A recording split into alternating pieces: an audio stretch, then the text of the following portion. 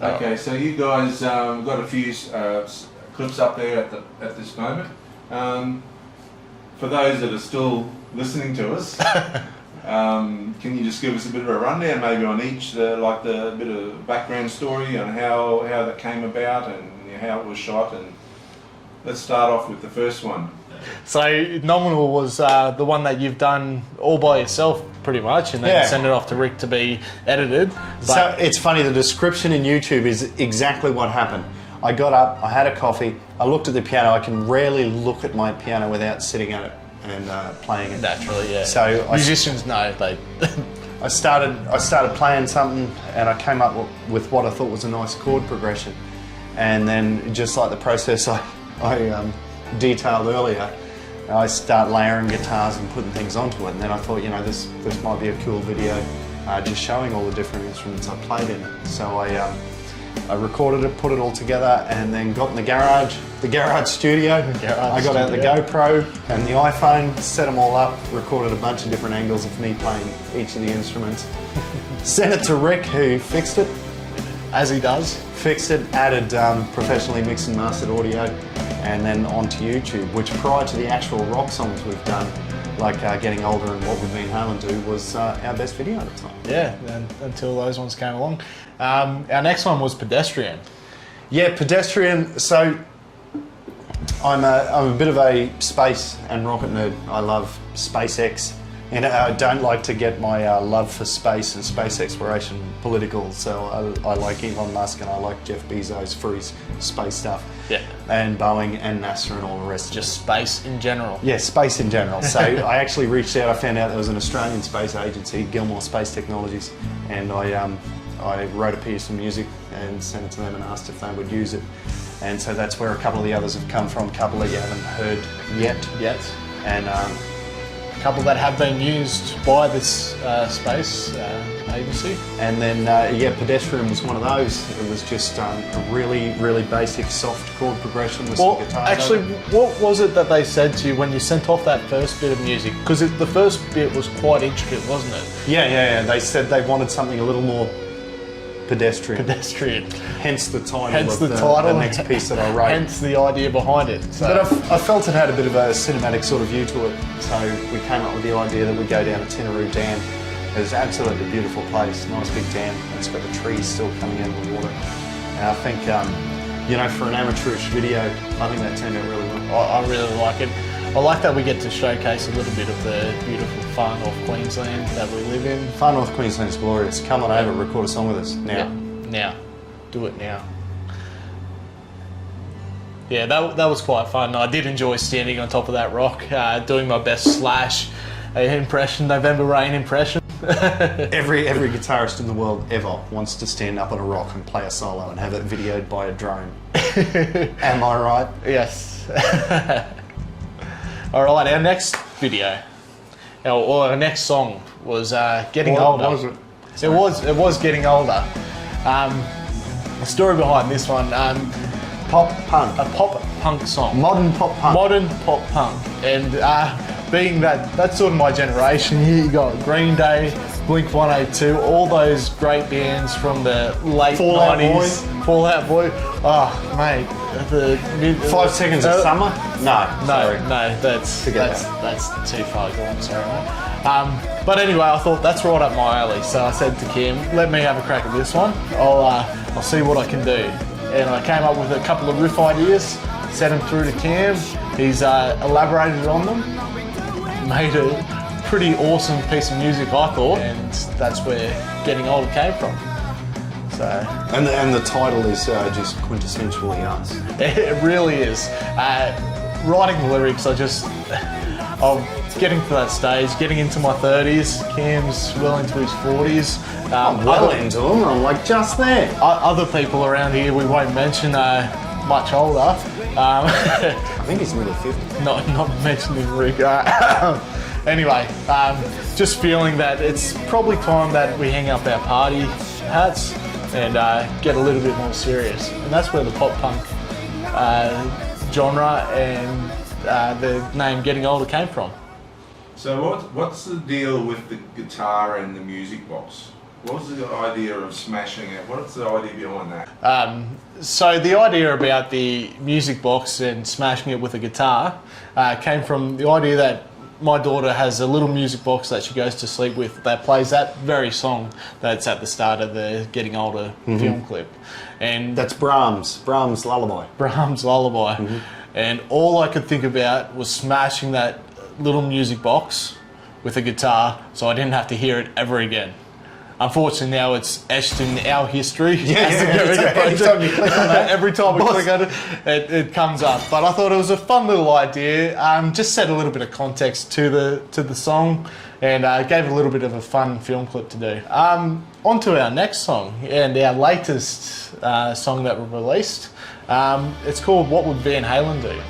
So tell us a bit about your influence from, and I suppose everybody is influenced by Eddie, but tell us where your influences come from. Well, it's a funny thing, earlier when Rick asked us what are our musical influences, and I didn't mention Van Halen because I wanted to save it to the list, because Van Halen has influenced everybody, just like Mozart and Beethoven have. So, you know, my greatest guitaring heroes, you know, Kirk Hammett and Dimebag Darrell, people like that, their heroes are actually Eddie Van Halen. Yeah. So Eddie Van Halen is vicariously my hero. If you listen to any Van Halen song, you know, you cannot miss what it was that Eddie brought to that. And with Eddie's, you know, passing, everybody, you know, the Van Halen inspiration has just been reinvigorated all across the world, and I think it's a beautiful thing. So we decided, especially seems that the producer, Rick, is such a Van Halen fan, that we'd do a little bit of a tribute to Eddie. Now, as much as we'd like to think so, we don't have Eddie's chops when playing guitar. So I just want to make that blindingly clear to people. We weren't trying to be Van Halen. No. We were just trying to honour Van Halen in the best way we could. We were never going to be able to replicate a tribute song, a cover song perfectly that would represent Eddie, and we weren't going to try. All right, there are some people out there who have great chops and can replicate Eddie's playing, maybe not Eddie's exact personality on the guitar, but can replicate the notes. I don't know what Kim's doing. Satchel said, Cameron, looks, sounds great, Eddie would be happy. Satchel. Shout out to Satchel from Steel Panther. Steel Panther. So we decided that we'd write a song in a tribute to Van Halen, especially Eddie. And again, I've just been sitting down with the guitar. I came up with a little riff that I thought sounded a little bit like a Van Halen riff. Obviously not with any of his skill or charisma on the guitar. Sent it off to Cam, and as our process goes, Cam's done 90% of the work. Like Cam said, we sent it off to Rick, he's actually quite enjoyed it. And for a Van Halen fan, we thought that's a big tick of That's approval. an endorsement. Yeah. That's an endorsement. Yeah. It allowed us to then go back to the lyric writing sheet, to the notebook, and put down some lyrics. And just trying to envision the lifestyle that Van Halen were living at the time in the early 80s, and just that carefree attitude. And I think that's what encapsulates that "what would Van Halen do" attitude. But if you have a good listen to the song, it's not just about the winnings, the carefree attitude. You know, you can have a listen to the song. There's people along the way that have let you down. There's people you thought you could count on that you haven't been able to count on. And you've had to, what have you had to do? You've had to do it by yourself. And that's what we're doing. Exactly. Yep. We thought, what would Van Halen do to overcome all those hardships? And release some of the greatest songs ever written. Play some of the best guitar, the best songs ever written. And that's where that came from. But the idea behind it was that we would be isolated but together within this song, and that's where the film clip came from. But you look, the drummers on the Gold Coast, Derek Stead, he recorded himself playing the drums. Andrew, he's in Cairns. Caleb and I were actually in a stripped down version of the almost built studio we're standing in right now, and then also some footage also in Caleb's house for musicians being able to, you know, just reach out digitally to other people and bring stuff together. Yeah, trying to think of different ways to get your music out there without the excessive touring schedules that most bands were living off in the previous years, and just bringing that closeness whilst being further apart than ever. Caleb, there's one more thing I'd like to mention about the Van Halen tribute song. Is the effort Rick put into the tribute guitars. Did you see the Frankenstrat? I did. Did you see the Frankenstrat up close? I broke a string on it, mate. Yeah. And it was and the Court. Oh, the Court guitar. I've loved that guitar for about 24, 25 years. 5150. Hashtag Court guitars. Yep. You guys rock with that. You rock. Yeah, the effort that Rick put in to getting those as close to authentic as possible was unbelievable. He really did a great effort on them, and I couldn't tell the difference. I've seen photos of Eddie holding the Frankenstrat, and I'm like, is that Rick's guitar? Yeah, I'm pretty sure it is. It looked bloody good. It looked really good. So 5150 which was actually a police code, I believe, in the United States for a mental health job, which funnily in enough, Queensland is 504. Funnily Which enough, was the name which of was our the name previous of our band. previous band. Yeah, and we didn't know about the 5150 bit, so... So, in summary, we'd just like to thank all our fans, everybody that's watched our videos.